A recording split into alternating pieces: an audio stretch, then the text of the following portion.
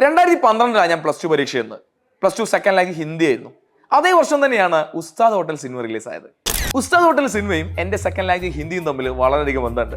നിങ്ങൾ എൻ്റെ answer paper നോക്കുകയാണെങ്കിൽ അതിൽ നിങ്ങൾ പലയിടത്തും ഒരു ഡയലോഗ് കാണാം. ഈസ് ദുനിയാമേ അഗർ ജന്നത്തി വാപ്പസി ദോപ്പസി യഹി ഹേ യഹി ഹേ യഹി ഹേ. ഞാൻ പറഞ്ഞു വന്നത് എൻ്റെ സെക്കൻഡ് ലാംഗ്വേജ് ഹിന്ദി. എനിക്ക് ഹിന്ദി വളരെ വീക്കായിരുന്നു. ഹിന്ദി ലാംഗ്വേജ് എനിക്ക് ഒന്നും അറിയില്ല. വളരെ നിർബന്ധ സാധ്യത ഞാൻ ഹിന്ദി എടുക്കേണ്ടി വന്നത്.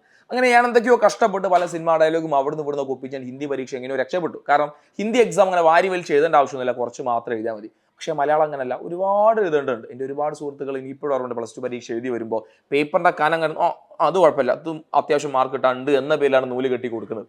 അപ്പൊ ഈ ഒരു അവസ്ഥ നിങ്ങൾക്ക് ഒരാൾക്കും വരരുത്. അതുകൊണ്ട് എജുപോർട്ട് അറബി, മലയാളം, ഹിന്ദി, ഉറുദു 4 സെക്കൻഡ് ലാംഗ്വേജും എന്ത് ചെയ്യുന്നുണ്ട്, നമ്മൾ ലൈവ് കൊടുക്കുന്നുണ്ട്.